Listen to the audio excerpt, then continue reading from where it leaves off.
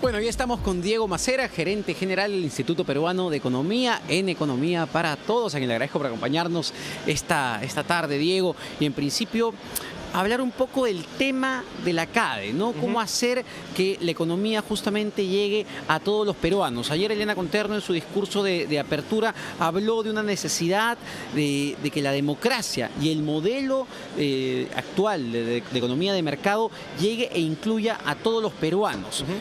Pero eso implica un reconocimiento de que lamentablemente eso no ha sido así en los últimos años. ¿Cómo podemos analizar la actual coyuntura económica bajo el actual contexto también político que vivimos? Correcto. A mí sí me preocupa un poco la percepción esta de que, oye, esto ha sido los ricos más ricos y los pobres más pobres, ¿no? Y el modelo no ha funcionado y por lo tanto hay que cambiar las bases del modelo. Creo que como narrativa funciona, ¿ya? Y es una narrativa que ha funcionado en Chile, pero no es una narrativa que se ajusta a los datos. ¿Ya? O sea, en verdad, lo mires como lo mires, los peruanos vivimos mejor que hace 20 años, desde el más rico hasta el más pobre, y proporcionalmente los pobres han mejorado más que los ricos. Entonces, y esto obviamente ha tenido consecuencias en disminución de pobreza, disminución de tasas de desigualdad, mejor acceso a servicios.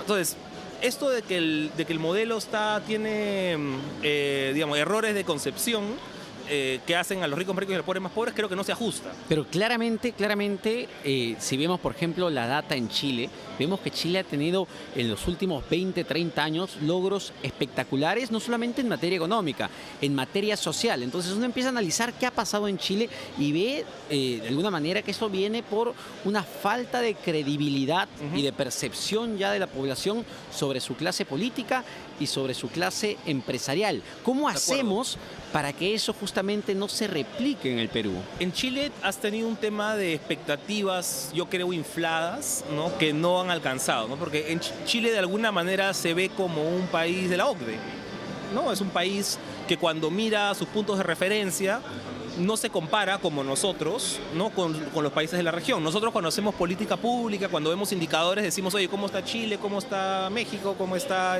Colombia? Y en base a eso nos formamos una percepción de nosotros mismos. Chile, a partir de su ingreso a la OCDE, durante los últimos años está viendo, oye, ¿cómo está Dinamarca? ¿Qué hacen en Finlandia? ¿Cómo hacen en Nueva Zelanda? ¿No? Y eso además te crea pues una serie de expectativas cuando ves que en el ranking de desigualdad, por ejemplo, estás último. Oye, ¿cómo no hay movilidad social acá? Y la verdad es que, claro, no es lo mismo comparar un país pues de 20.000, 23.000 dólares per cápita como Chile con un país pues de 40 o 50.000 dólares per cápita como la OCDE. Así como no es lo mismo comparar un Perú que tiene 13.000 dólares per cápita con Chile. O sea, Perú no es Chile y Chile no es Dinamarca, ¿no? Y eso hay que tenerlo muy presente cuando vemos todos los indicadores comparando países, ¿no? Ayer se presentaba, por ejemplo, un indicador de Gini, de desigualdad, y comparaba cuánto cambiaba la desigualdad cuando intervenía el Estado en países de la OCDE versus en Chile, ¿no? Y se hacía el argumento de, claro, en Chile la desigualdad no se reduce tanto después de la intervención del Estado, en los países de la OCDE sí, ¿no? Claro, pero esto es porque estás comparando una persona rica con una persona más o menos de ingresos medianos. Si no hay que repartir, no puedes repartir. Entonces, cuando empezamos a hacer comparaciones entre países hay que tener mucho cuidado cuáles son las bases de referencia. A ver, yendo al tema más concreto de lo que ha pasado en Perú en las últimas semanas, que también fue parte de la discusión o del discurso ayer de Elena Conterno, ¿no?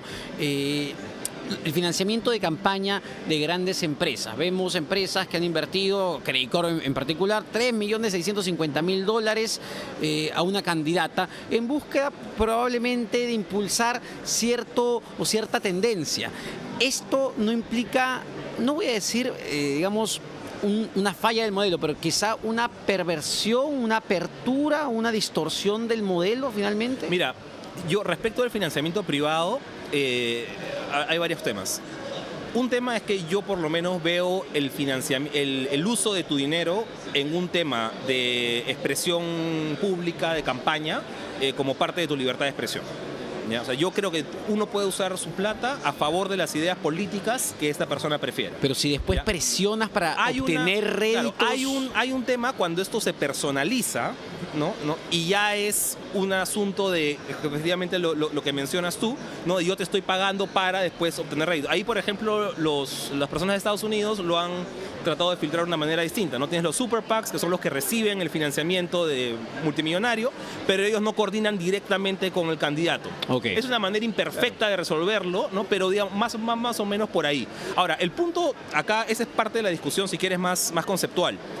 El punto más concreto es que obviamente si las normas están así tienes que ajustarte a las normas. O sea, más allá de lo que yo pueda preferir, hay un proceso de límite de aportes a los partidos, ¿no? Y eso tiene que respetarse, ¿no? Si te saltas eso, entonces estás incurriendo en faltas y te tiene que sancionar acorde. Claro, y más allá de la discusión que ha habido el día de ayer sobre el modelo económico, la falla no está también en la capacidad, digamos, del aparato público de gestionarse, es decir, tener instituciones efectivamente más sólidas, tener gobiernos regionales, gobiernos municipales que efectivamente aprovechen las riquezas y los ingresos que trae el modelo para darle mejores condiciones de vida a la gente. Ese es un punto bien interesante, porque cuando uno revisa muchas de las demandas que se hacen en Chile, claro, muchas son pues, oye, mi acceso al transporte, ¿no?